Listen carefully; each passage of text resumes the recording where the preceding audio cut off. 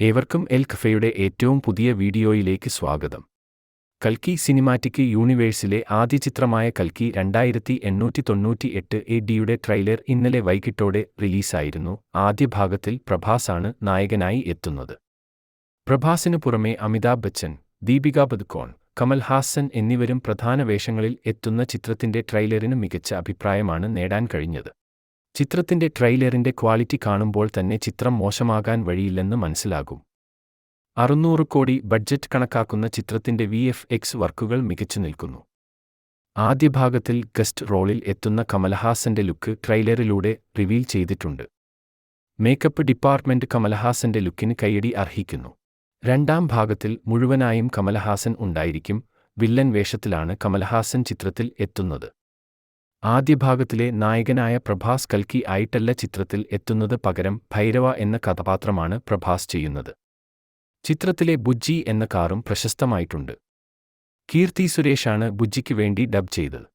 ചിത്രത്തിൽ ശോഭനയും അന്ന ബെന്നുമാണ് മലയാളത്തിലെ അഭിനേതാക്കൾ. ദീപികയാണ് കൽക്കിയുടെ അമ്മയുടെ വേഷം ചെയ്യുന്നത്. ട്രെയിലറിൽ അമിതാഭ് ബച്ചനാണ് കൂടുതൽ ആക്ഷൻ സീൻസ് ഉണ്ടായിട്ടുള്ളത്. അദ്ദേഹത്തിന്റെ സ്ക്രീൻ പ്രസൻസും മികച്ചതായിരുന്നു.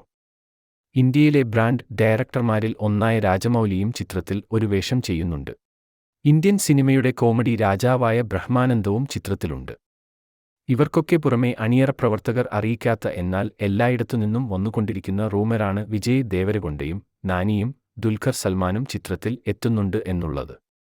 അതിൽ വിജയ് ദേവരകൊണ്ട അർജുനൻ ആയിട്ടാണ് എത്തുന്നത് എന്നും കേൾക്കുന്നു. ദുൽഖർ ചിത്രത്തിൽ ഉണ്ടോ ഇല്ലയോ എന്നറിയില്ലെങ്കിലും ചിത്രവുമായി ചെറിയ ബന്ധം ദുൽഖറിനുണ്ട്. വേഫറർ ഫിലിംസാണ് ചിത്രത്തിന്റെ കേരള ഡിസ്ട്രിബ്യൂഷൻ നടത്തുന്നത്.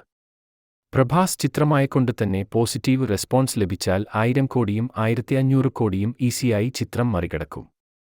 ബ്രേക്ക് ഈവൻ ആവാൻ 1200 കോടി ചിത്രം നേടണം.